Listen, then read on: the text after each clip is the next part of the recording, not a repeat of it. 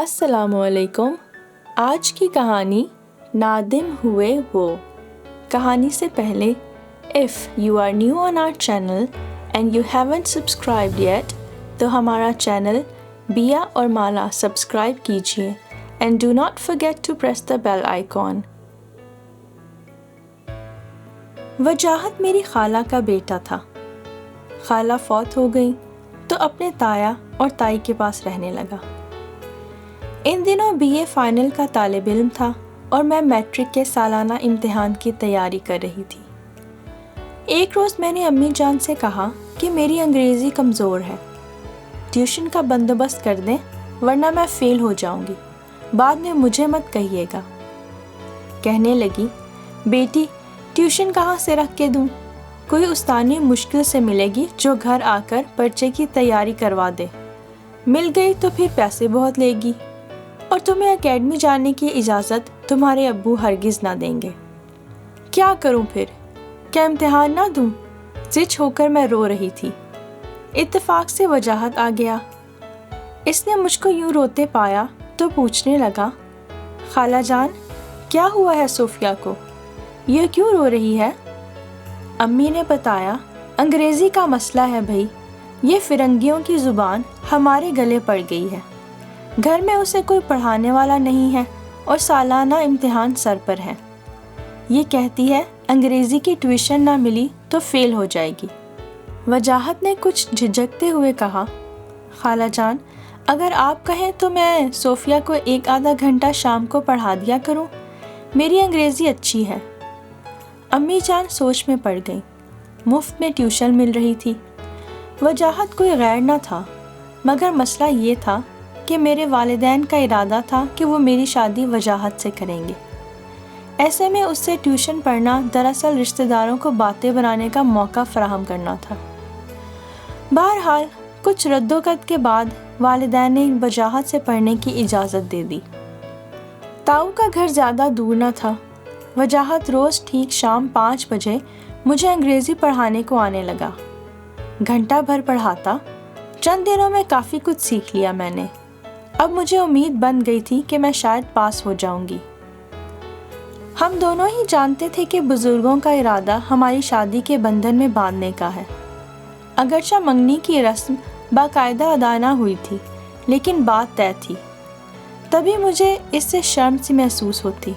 میں بہت ریزرو ہو کر پڑھتی تھی, وہ بھی جھجک کر بات کرتا تھا. ہم دونوں کے درمیان کبھی بے تکلفی کا ماحول نہیں رہا تھا. لیے دیے رہنے والا انداز تھا, جیسے کوئی شاگرد کسی استاد کا احترام کرتا ہو. میں ویسے ہی اس کے ساتھ بات کرتی, بلا ضرورت مخاطب نہ ہوتی. وہ بھی بلا ضرورت ایک فقرہ بھی نہ کہتا. اس طرح پاکیزہ اور ستھرے جذبوں کے ساتھ ہم گھنٹہ بھر پڑھائی میں گزارتے تھے, جبکہ والدہ ہمیشہ نزدیک ہی موجود ہوتی تھیں. جب ماحول ایسا ہو تو خیالات بھی صاف ہی رہتے ہیں. جانتی تھی اسی بندے سے شادی ہونی ہے. کوئی غلط بات کر کے خود کو وجاہت کی نظروں میں گرانا نہیں چاہتی تھی, اور ایسا ہی کچھ اس کا بھی عالم تھا. ہمارا گھر ایک تنگ گلی میں واقع تھا.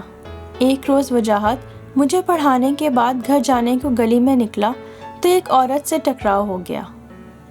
عورت از خود مخاطب ہوئی اور کہنے لگی, تم جو بھی ہو ہمارے پڑوسی کے گھر سے نکلے ہو, یقیناً ان کے عزیز ہی ہوگے, لیکن تمہارے روز آنے سے مجھے سخت پریشانی کا سامنا کرنا پڑتا ہے. عورت کی بات سن کر وہ گھبرا گیا. کہنے لگا, کیوں آنٹی, مجھ سے کیا ایسی غلطی ہو گئی ہے جو اب شکوہ سخن ہے؟ بیٹا تم اپنی موٹر بائیک میرے دروازے کے سامنے کھڑی کر کے جاتے ہو, اس کی وجہ سے ہمارا راستہ رکتا ہے اور آنے جانے میں تکلیف ہوتی ہے. وجاہت نے جواب دیا, آنٹی چند روز کی بات ہے, اس کے بعد آپ کو یہ شکایت نہ ہوگی. 1 ہفتہ اور یہ تکلیف برداشت کر لیں بس. موٹر بائیک دور کھڑی نہیں کر سکتا, چوری کا اندیشہ ہے. عورت بولی, تم ان کے کیا لگتے ہو اور روز کیوں آتے ہو؟ غرض باتوں باتوں میں وجاہت کے گھر کا پتہ بھی دریافت کر لیا. وہ سیدھا سا لڑکا تھا جو پوچھتی جا رہی تھی, سوالات کے درست جوابات دیتا جا رہا تھا. اگلے دن وجاہت نے امی کو بتایا کہ آپ کی پڑوسن میری موٹر سائیکل کھڑا کرنے پر اعتراض کر رہی تھی. امی بولی, ہاں نئے لوگ آئے ہیں، یہ عورت ایسے ہی بات کا بتنگڑ بنا لیتی ہے، تم پرواہ مت کرو۔ انہوں نے وجاہت کو تسلی دی، میں خود اس سے بات کر لوں گی۔ 2 دن گزرے کہ آنٹی رفت وجاہت کے تایا کے ہاں پہنچ گئیں۔ ان کو دیکھ کر وہ بہت حیران ہوا۔ جان نہ پہچان، بڑی خالہ سلام۔ وہ حیران تھا، وہ تائی سے بھی بہت ڈرتا تھا۔ ماں تو تھی نہیں، وہی سب کچھ تھی۔ تائی نے وجاہت سے آنٹی رفت کو بے تکلفی سے ہم کلام ہوتے دیکھا تو پوچھا، بیٹا یہ کون ہے اور کیوں آئی ہیں؟ وجاہت نے ڈر کی وجہ سے جھوٹ بول دیا کہ میرے دوست کی امی ہیں، وہ کالج سے ناغے کرتا ہے، اسی کے بارے میں پوچھنے آئی ہیں۔ تائی خاموش ہو گئی۔ آنٹی رفت نے بھی وجاہت کے اس جھوٹ کی تردید نہیں کی۔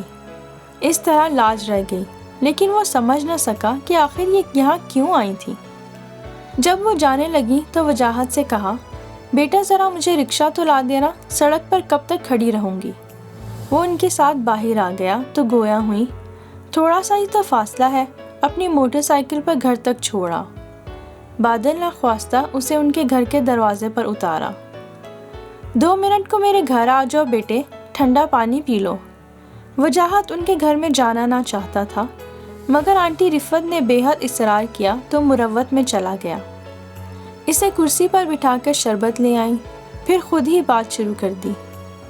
بیٹا، میرے مالی حالات اچھے نہیں ہیں، 3 بیٹیاں ہیں، 1 کی شادی ہو چکی ہے اور 2 کا فرض ابھی اتارنا ہے۔ بیوہ ہوں، منجلی لڑکی کا رشتہ تلاش کر رہی ہوں۔ وجاہت حیرانی سے ان کی شکل دیکھ رہا تھا۔ آنٹی ضرور تلاش کریں، لیکن اس معاملے سے میرا کیا تعلق ہے؟ وہ بولیں، تم مجھے پہلی ہی نظر میں بہت اچھے لگے ہو، مجھے لائق نظر آتے ہو، تمہارے گھر والوں کو بھی دیکھ لیا ہے، تم سے اچھا رشتہ کہاں ملے گا؟ وجاہت ان کی اس بے تکلفی پر ہکا بکا رہ گیا۔ شکر کیا کہ تائی کے سامنے خاتون نے ایسا کوئی اشارہ نہیں دیا تھا، ورنہ وہ کھال ادھیڑ کر رکھ دیتی۔ تائی مزاج کی سخت تھیں اور اپنے بچوں پر بھی کڑی نظر رکھتی تھیں، ذرا سا بھی ادھر ادھر نہ سرکنے دیتی تھیں کہ ان کو ایسی آوارگیاں سخت ناپسند تھیں۔ وجاہت نے آنٹی رفت سے یہ کہہ کر جان چھڑا لی کہ آنٹی یہ ممکن نہیں ہے، میرے گھر والے غیروں میں رشتے کے خلاف ہیں، وہ ہرگز نہیں مانیں گے، آپ مجھے اجازت دیں۔ اگلے روز وہ مجھے پڑھا کر گھر سے نکل رہا تھا کہ آنٹی صاحبہ دروازے پر منتظر مل گئیں۔ کہنے لگی، بیٹا تم 1 منٹ کو اندر آؤ۔ اب کیا بات ہے خالہ؟ جو بات ہے یہاں ہی کہہ دیں۔ ہمارے میٹر کا مین سوئچ آن کر دو، بہت سخت ہے، ہم سے تو ہلایا بھی نہیں جا رہا، فریج بند ہونے سے تمام کھانا خراب ہو جائے گا۔ مزید کوئی سوال کیے بغیر وجاہت بیزاری سے ان کے ساتھ گھر کے اندر چلا گیا۔ ان کی دونوں لڑکیاں سامنے کھڑی تھیں، کافی خوبصورت تھیں، خوش لباس بھی تھیں۔ انہوں نے سلام کیا۔ وجاہت اگرچہ ان سے مخاطب ہونا نہ چاہتا تھا، مگر لڑکیاں تیز ترار تھیں، انہوں نے وجاہت کو گھیر لیا۔ ایک نے باتوں میں الجھایا، دوسری بھاگ کر چائے لے آئی۔ اب یہ چائے زہر مار کرنی تھی۔ میرے کزن کے چہرے پر پسینہ آ گیا۔ بقول وجاہت دل میں تہیہ کر لیا تھا کہ آج کے بعد کبھی اس گھر کے اندر قدم نہ رکھوں گا، کیونکہ ان کا انداز گھیرنے والا تھا اور آنٹی کا ارادہ بھی میں جان چکا تھا۔ وجاہت کا معمول تھا، مجھے پڑھانے کے بعد وہ قریبی پارک چلا جاتا تھا اور کچھ دیر وہاں بیٹھتا یا چہل قدمی کرتا تھا، اس لیے اپنے واکنگ جاگرز پہن کر آتا تھا۔ شاید آنٹی کو اس کے معمول کا علم ہو گیا تھا۔ اس روز جب مجھے پڑھانے کے بعد وہ باغ میں گیا تو کیا دیکھتا ہے کہ آنٹی ماں اپنی بیٹیوں کے پارک میں تشریف فرما ہے۔ وجاہت کے قریب آ کر تینوں نے سلام کیا اور بے تکلفی سے یوں باتیں شروع کر دیں جیسے برسوں کی جان پہچان ہو۔ لوگوں کی موجودگی کے خیال سے مارے باندھے ان کی باتوں کا جواب دیتا رہا۔ کچھ دیر ادھر ادھر کی باتوں کے بعد بالآخر اس نے کہہ دیا، آنٹی ہمارے گھر کا ماحول مختلف ہے، میری منگنی ہو چکی ہے، اس لیے غیر خاندان میں شادی کا سوال ہی پیدا نہیں ہوتا، آپ اپنی بچی کے لیے کوئی اور رشتہ ڈھونڈ لیں۔ وہ سمجھ رہا تھا اس صاف گوئی پر خاتون نا امید ہو کر اپنی راہ لے لیں گی اور اس کی جان چھوٹ جائے گی، مگر یہ اس کی خام خیالی تھی۔ آنٹی رفت اتنی جلدی ہار ماننے والوں میں سے نہ تھی۔ اگلے روز وجاہت مجھے پڑھانے بیٹھے ہی تھے کہ آنٹی کی بیٹی مشل آ گئی۔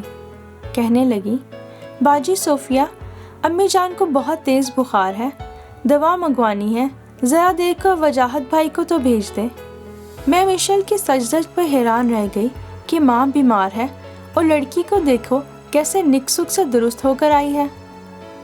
میری طرف سوالیہ نگاہوں سے دیکھا تو میں نے کہا، وجاہت چلے جائیں، کسی بیمار کے کام آنا ثواب کا کام ہے۔ آنٹی کا کوئی بیٹا ہے اور نہ ہی شوہر، بیوہ ہے بیچاری، مجبوری میں ہی آپ کو بلایا ہوگا۔ نہ چاہتے ہوئے بھی وجاہت کو جانا پڑا۔ مشل کے گھر گیا تو اس کی ماں بھلی چنگی بیٹھی تھی، وہ قطعی بیمار نہیں تھی۔ یہ گھر بلانے کا بہانہ تھا۔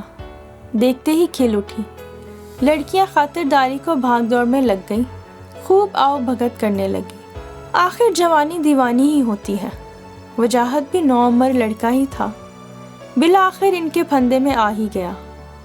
ہوتے ہوتے ان کے جانب مائل ہو گیا اور پھر ان کی بیٹی مشل کے چکر میں پھنس گیا، جو بے حد خوبصورت تھی، عمر بھی کوئی 16-17 برس کی ہی تھی۔ میرے امتحانات ہو گئے تھے، اسکول جانا موقوف ہو گیا تھا اور میں گھر بیٹھ گئی تھی، مگر وجاہت کا ہماری گلی میں آنا جانا جاری رہا۔ اب ہمارے گھر سے کترا کر آنٹی رفت کے گھر میں چلا جاتا تھا، اپنی موٹر سائیکل دوسری گلی میں دوست کے گراج میں کھڑی کرتا اور پیدل آتا تاکہ کسی کو زیادہ خبر نہ ہو سکے۔ اب وہ کالج سے بھی غائب رہنے لگا تھا، پڑھائی سے بھی دل اچاٹ ہو گیا تھا۔ ہمارے گھر سے تو بہت ہی کتراتا، سب نے محسوس کر لیا تھا کہ دال میں کچھ کالا ہے۔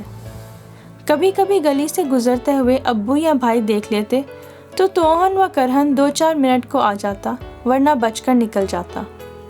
تائی نے بھی محسوس کر لیا کہ اس لڑکے کی چال عام روش سے ہٹ چکی ہے، مگر سبب معلوم نہ کر سکی۔ تایا سے اکثر رقم مانگتا تھا، وہ پوچھتے، بیٹا اتنے پیسے کیا کرنے ہیں؟ کبھی کوئی بہانہ کر دیتا اور کبھی کوئی۔ ایسے بہانے کب تک چلتے؟ بمشکل BA کا امتحان دیا تو تایا نے کہا کہ بیکار وقت گزارنے سے بہتر ہے کوئی مصروفیت ہو۔ وجاہت بھی یہی چاہتا تھا۔ آدھا دن دکان پر ہوتا، 2 بجے گھر آ جاتا۔ اس کے بعد وہ آنٹی رفت کے گھر پہنچ جاتا۔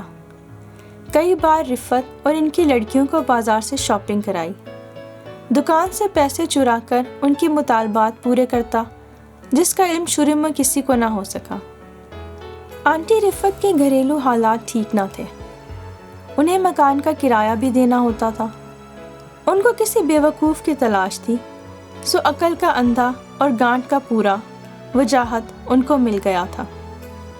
جلدی ہم لوگوں کو خبر ہو گئی کہ وجاہت ساتھ والی آنٹی کے گھر روزانہ آتا ہے اور مسلسل ان کی مالی مدد کر رہا ہے۔ میں اتنی سمجھدار نہ تھی کہ اس کے وہاں جانے کا مقصد جان لیتی، لیکن امی جان کا ماتھا ٹھنک گیا۔ تبھی وہ آنٹی رفت کے گھر گئیں۔ وجاہت وہاں بیٹھا تھا۔ امی نے اسے ڈانٹا کہ جس گھر میں مرد نہیں وہاں تمہارا کیا کام؟ تم روز ادھر کس لیے ملنے آتے ہو جبکہ ہماری طرف آنا بالکل ترک کر دیا ہے؟ پھر رفت سے مخاطب ہوئی کہ بھائی تم کسی غلط فہمی میں نہ رہنا، یہ لڑکا میرا ہونے والا داماد ہے اور میرا بھانجا ہے، اس کی منگنی بچپن میں ہی میری بیٹی سے ہو چکی ہے، تم کوئی اور لڑکا تاکو۔ یہ کہہ کر وہ وجاہت کا ہاتھ پکڑ کر وہاں سے لے آئی۔ گھر آ کر تنبیہ کی اور اسے سمجھایا کہ آئندہ میں تم کو اپنی پڑوسن کے گھر نہ پاؤں، یاد رکھنا تاؤ اور تائی سے کہہ کر تمہارا قبلہ درست کرا دوں گی۔ تم نہیں جانتے یہ کس کماش کے لوگ ہیں، برے پھنسو گے ان میں۔ وفا نام کی کوئی چیز تو ہے نہیں، جب تک تمہاری جیب میں کچھ ہے ان کی دوستی تمہارے ساتھ چلتی رہے گی، اور بعد میں تو کون اور میں کون، یاد رکھنا وجاہت۔ وجاہت خاموشی سے امی کی بات سنتا رہا اور پھر اٹھ کر چلا گیا۔ مشل نے وجاہت کو سندیسہ بھجوایا، تم نہ آئے تو زہر کھا کر مر جاؤں گی، بتاؤ اب ہماری شادی کیسے ہوگی؟ وہ تو پوری طرح ان کے چنگل میں پھنس چکا تھا۔ رفت آنٹی کو پارک میں بلوا کر کہا کہ آپ میری منگنی کا سلسلہ ختم کرا دیں تو میں آپ کی بیٹی سے شادی کر لوں گا۔ رفت آنٹی نے مشورہ دیا کہ کسی طرح دبئی چلے جاؤ، وہاں کمانے لگو گے تو گھر والوں سے بغاوت کر سکو گے، میری لڑکی کا ویزا بھیج دینا، بے شک تمہارے گھر والے شریک ہوں یا نہ ہوں، میں مشل کا نکاح تم سے کر دوں گی، گھر والوں کی پرواہ نہ کرنا، شادی تم نے کرنی ہے، تمہارے گھر والوں نے نہیں۔ وجاہت نے سوچا یہاں رہ کر مشل سے شادی نہیں کر سکتا، تو اس نے سچ مچ دبئی جانے کے لیے ہاتھ پاؤں مارنے شروع کر دیے۔ اسے ڈرائیونگ آتی تھی، ڈرائیونگ لائسنس بھی تھا۔ تایا کی دکان سے رقم چرا کر ایک دوست کے ذریعے ویزا حاصل کیا اور دبئی چلا گیا۔ دبئی گئے بمشکل 8 ماہ گزرے تھے کہ رفت آنٹی نے خط پر خط بھیجنے شروع کر دیے کہ جلدی آؤ، شادی کی تاریخ طے کرنی ہے۔ وجاہت نے جواب دیا تھوڑا عرصہ اور یہاں رہ کر کما لوں، پھر شادی کروں گا۔ اس پر مشل کے خط آنے لگے کہ میں تمہاری جدائی میں بیمار ہو کر قریب المرگ ہو گئی ہوں، بس تم جلدی سے پہنچو۔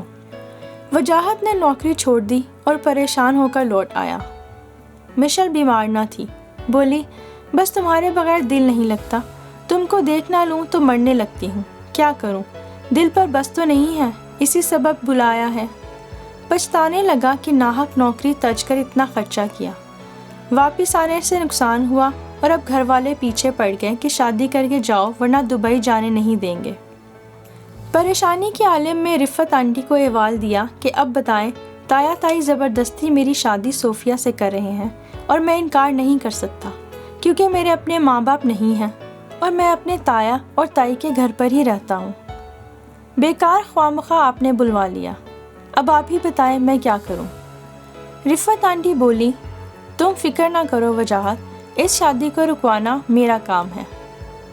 اس خاتون کے ایک پولیس انسپکٹر سے گہرے مراسم تھے، کسی طرح تایا کی دکان میں پستول رکھوا کر چھاپا پڑوا دیا۔ یوں بیچارے تایا بلا قصور حوالات پہنچ گئے، لامحالہ شادی روک دی گئی۔ ان کی خوب بے عزتی بھی ہوئی۔ اب طرح طرح کی باتیں کہ دکان پر چھاپا پڑا ہے، ہیروئن فروخت کرتے تھے، کوئی کہتا اسمگلنگ کا سامان فروخت کرتے تھے۔ غرض اپنے نابکار بھتیجے کے کارن بڑھاپے میں تایا جی کی خوب مٹی پلید ہوئی۔ وجاہت کو جب آنٹی رفت سے معلوم ہوا کہ پستول انہوں نے رکھوایا تھا تو وہ ان کی اس بات پر ان سے سخت ناراض ہوا، لیکن بہرحال اب جو ہونا تھا ہو چکا۔ لیکن دل ہی دل میں وہ خوش تھا کہ چلو شادی تو ٹلی۔ مجھے تو بہت سی باتوں کا علم نہ تھا، لیکن بھائی کو معلوم نہیں کہاں سے ہر بات کا علم ہو جاتا تھا اور وہ آ کر امی کو ساری باتیں بتاتے تھے۔ لہٰذا امی اور بھائی نے کہہ دیا کہ ہم صوفیہ کا رشتہ وجاہت سے نہیں کریں گے۔ منگنی کی رسم تو ہوئی نہ تھی، بچپن کا طے کیا ہوا رشتہ ختم ہو گیا۔ وجاہت کو عشق نے اندھا کر دیا تھا۔ خاندان کی بدنامی، بوڑھے تایا تائی، یہاں تک کہ خالہ اور خود اپنی بے عزتی کا احساس نہ تھا۔ بس جو آنٹی رفت اور ان کی بیٹی کہتی یہ فوراً مان جاتا۔ دوبارہ دبئی کی تیاری باندھ لی۔ جو روپیہ پیسہ جمع کر کے لایا تھا وہ سارا آنٹی رفت کو دے دیا۔ انہوں نے ہدایت کی کہ اب کی شادی کا سارا سامان وہاں سے لانا اور تیاری پوری کر کے آنا۔ وجاہت دبئی میں 2 سال محنت اور مشقت جھیلتا رہا، باقاعدہ رقم آنٹی کو بھی بھجواتا رہا کہ اپنی بیٹیوں کا تھوڑا بہت جہیز بنا لیں اور مکان کا کرایہ ادا کرتی رہیں۔ 2 سال بعد آنٹی رفت کو فون کیا کہ شادی کی تیاری مکمل رکھیں، آتے ہی مشل سے نکاح کر ساتھ لے جاؤں گا۔ انہوں نے ہوں ہاں میں جواب دیا تو تفصیل سے خط لکھا، جواب نہ آیا۔ کئی فون کیے اور خط لکھے، پھر بھی کوئی جواب نہ آیا۔ تھک کر دوست کو فون کیا، جا کر ان کے گھر پتہ کرو کہ آخر معاملہ کیا ہے۔ دوست کا جواب آیا کہ ان لوگوں کا شادی کا کوئی ارادہ نہیں ہے، تم ناحق پریشان ہو رہے ہو۔ فوراً پاکستان آ کر وجاہت مشل کی بڑی بہن سے ملا جس کی شادی ہو چکی تھی۔ اس نے صاف گوئی سے کام لیا اور بولی کہ اب تم مشل کو بھول جاؤ، وہ کسی اور کی ہو چکی ہے۔ وجاہت ہکا بکا رہ گیا، بولا میرا کیا قصور ہے، ایسا ہی کرنا تھا تو مجھے کیوں دھوکے میں رکھا۔ وہ بولی کہ تمہارا قصور یہ ہے کہ ان لوگوں کو چھوڑ کر تم اتنے دور چلے گئے، پھر 2 سال کا وقفہ بھی ڈال دیا۔ 2 سال میں تو کیا سے کیا ہو جاتا ہے، یہ تمہاری اپنی غفلت کی وجہ سے ہوا ہے۔ اتنی مدت میں کیا کوئی دوسرا تمہاری جگہ نہیں لے سکتا تھا، یہ کیوں نہ سوچا تم نے۔ مشل کی بڑی بہن کومل کے منہ سے یہ فکرے سن کر عاشق صاحب کا سانس اوپر کا اوپر اور نیچے کا نیچے رہ گیا۔ وہ سمجھ گیا کہ مشر کو اس سے زیادہ تگڑی آسامی مل گئی ہے اور آنٹی رفت اس سے اپنا کام نکلوا چکی ہیں اور اب کسی اور سے اپنا کام نکلوائیں گی۔ وہ منہ لٹکا کر امی کے پاس آیا۔ امی تو پہلے ہی تپی بیٹھی تھی، بے نکت سنا دی کہ وجاہت اب کس منہ سے آئے ہو؟ جن قدموں میرے گھر میں داخل ہوئے ہو انہی قدموں واپس لوٹ جاؤ۔ تمہارے لیے اب نہ ہمارے دل میں جگہ ہے اور نہ اس غریب خانے میں۔ اب جب تمہاری معشوقہ نے آنکھیں پھیر لی ہیں تو تم ہمارے دامن میں پناہ لینے آ گئے ہو۔ تمہاری ساری حرکتوں کا پردہ تمہارے دوست وحید نے چاک کر دیا ہے۔ وہ میرے بیٹے کو ہر بات سے آگاہ کرتا رہا تھا۔ اب تم لطیف کے گھر آنے سے پہلے چلے جاؤ، ایسا نہ ہو وہ غصے میں تمہارا حلیہ خراب کر دے۔ وجاہت کو اپنی غلطی کا احساس شدت سے ہو چکا تھا۔ وہ امی کے سامنے بیٹھے آنسوؤں سے رو رہے تھے۔ امی بہت دیر تک ان کے آنسو برداشت نہ کر سکیں اور خود بھی رونے لگیں۔ وہ اپنی بہن کو بھی یاد کر رہی تھیں اور اس بات پر یقین نہیں کر رہی تھیں کہ ان کی بہن کے بیٹے نے ان کے ساتھ کیا کیا۔ وجاہت کافی دیر تک بیٹھے معافی مانگتے رہے اور روتے رہے، پھر آخر کار اٹھ کر چلے گئے۔ چند روز بعد تایا اور تائی آئے اور منت سماجت کر کے کہنے لگے کہ صوفیہ کا رشتہ ہمیں دے دو۔ وجاہت بہت شرمندہ اور نادم ہے۔ یہ رشتہ بزرگوں نے طے کیا تھا، ہم کو ایسی پیاری بچی بطور بہو کہاں ملے گی؟ ناراضگی ختم کر دیں اور غصہ تھوک دیں، ہم خالی ہاتھ نہ جائیں گے۔ تایا اور تائی نے بہت اصرار کر کے والد صاحب کو منا لیا، اور امی کی تو وہ اپنی بہن کا بیٹا تھا، امی کو معاف کرنے میں زیادہ دیر نہ لگی۔ یوں آخر کار میری شادی وجاہت سے ہو گئی۔ آج اس بات کو بہت سال بیت چکے ہیں اور ہم خوش و خرم زندگی بسر کر رہے ہیں۔ وجاہت میرا بہت خیال رکھتے ہیں اور محبت سے پیش آتے ہیں۔ انہوں نے اپنی زندگی کے تلخ تجربے سے سبق حاصل کر کے اپنی زندگی کو صحیح سمت میں موڑ لیا تھا۔ یہ اللہ کا ان پر خاص کرم تھا۔ لیکن اگر آج بھی کبھی آنٹی رفت یا ان کی بیٹی کا ذکر آ جائے تو وہ ہمیشہ نادم سے پھرنے لگتے ہیں۔